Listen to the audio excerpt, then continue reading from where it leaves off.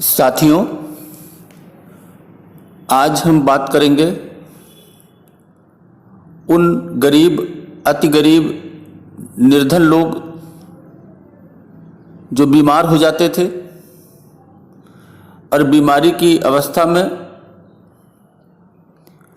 गरीबी के कारण अपना इलाज नहीं करा पाते थे और मृत्यु को प्राप्त हो जाते थे।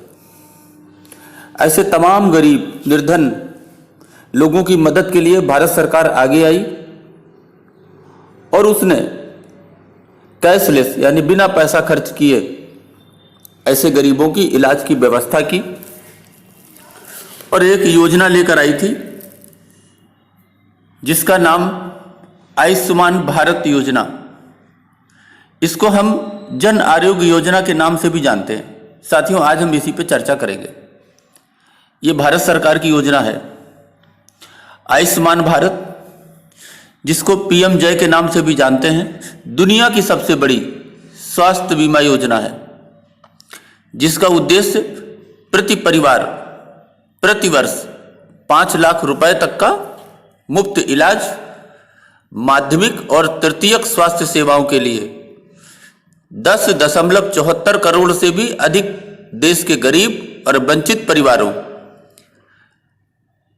अगर हम आबादी के हिसाब से समझें तो इसमें लगभग 50 करोड़ लाभार्थियों को मुहैया कराना इसका उद्देश्य है, जो भारतीय आबादी का लगभग 40% हिस्सा है। साथियों, इस योजना का उद्देश्य आर्थिक रूप से कमजोर लोगों को, यानी हमारे जो बिलो पॉवर्टी लाइन बीपीएल धारक हैं, उनको स्वास्थ्य बीमा मुहैया कराना है। इसके अंतर्गत आने वाले प्रत्येक परिवार को 5 लाख तक का कैश रहित, यानी आपको पैसा नहीं खर्च करना है, बस अपना हॉस्पिटल में जाकर के अपना इलाज कराना है, ऐसा कैश रहित स्वास्थ्य बीमा उपलब्ध कराया जाएगा। लगभग 10 करोड़ बीपीएल धारक परिवार, लगभग 50 करोड़ लोग इस योजना का प्रत्यक्ष लाभ उठा सकेंगे। इस योजना के अंतर्गत दवाई की लागत, चिकित्सा यानी उपचार सरकार द्वारा प्रदान किया जाएगा तथा ये लगभग 1350 बीमारियों का इलाज इसके अंतर्गत हो सकेगा। इस योजना का लाभ उठाने के लिए आपको पैसे खर्च करने की जरूरत नहीं है। अब साथियों, इसमें कुछ ऐसी रोग हैं जिनको इस योजना में शामिल नहीं किया गया है, जैसे ड्रग रिहैबिलिटेशन ओपीडी, यानी आप जाते हैं और डॉक्टर को दिखा करके अपने घर चले जाते हैं। फर्टिलिटी संबंधित प्रक्रिया, कॉस्मेटिक संबंधित प्रक्रिया, अंग का प्रत्यारोपण और व्यक्तिगत निदान, इन 6 बातों को इस योजना में शामिल नहीं किया गया है, शेष सभी शामिल। पीएम आयुष्मान भारत योजना में लाभार्थियों की जो पात्रता है वो ग्रामीण और शहरी क्षेत्रों के लिए अलग अलग है। हम पहले ग्रामीण क्षेत्र के लिए बतलाते हैं। ग्रामीण क्षेत्र में आपका कच्चा मकान होना चाहिए,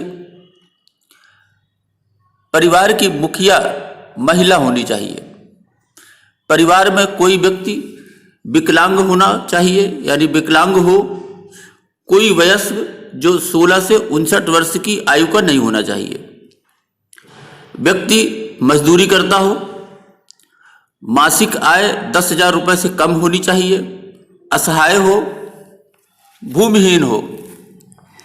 इसके अलावा ग्रामीण क्षेत्रों में व्यक्ति बेघर, भीख मांगने वाला या बंधुआ मजदूरी कर रहा हो, वो खुद ही आयुष्मान भारत योजना में शामिल हो जाएगा। अब साथियों, शहरी क्षेत्र के लिए कौन कौन इसके पात्र हैं? इसके लिए जो व्यक्ति कूड़ा कचरा उठाता हो, फेरी वाला हो, मजदूर हो, गार्ड की नौकरी करने वाले, मोची, सफाई कर्मी, टेलर, ड्राइवर, दुकान में काम करने वाले, रिक्शा चलाने वाले, कुली का काम करने वाले, पेंटर, कंडक्टर, मिस्त्री, धोबी आदि, या जिनकी मासिक आय 10,000 रुपए से कम हो, आदि लोग आयुष्मान योजना में शामिल हो सकते हैं। साथियों, इसमें जो दस्तावेजों की जरूरत पड़ेगी उसमें पहला है आधार कार्ड,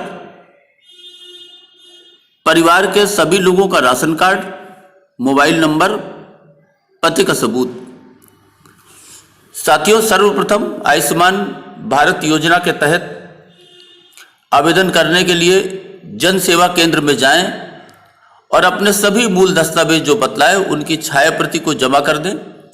इसके पश्चात जन सेवा केंद्र के एजेंट द्वारा सभी दस्तावेजों का सत्यापन करके योजना के तहत पंजीकरण सुनिश्चित किया जाएगा तथा आपको पंजीकरण प्रदान करेंगे।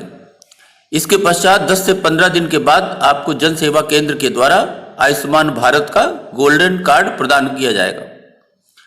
इसके बाद आपका पंजीकरण सफल हो जाएगा।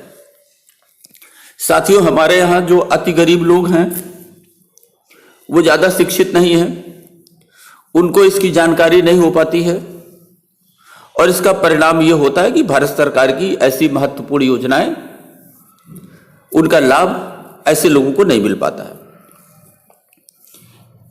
यदि आप पढ़े लिखे हैं, शिक्षित हैं, लोगों का भला करना चाहते हैं, गरीबों का भला करना चाहते हैं, तो ऐसे लोगों को ये जानकारी दें और उनका आयुष्मान भारत योजना में जो कार्ड है, गोल्डन कार्ड है, उसके विषय में जानकारी दें, सुझाव दें, सलाह दें और उन्हें प्रेरित करें कि वो इस सुविधा का लाभ उठाएं।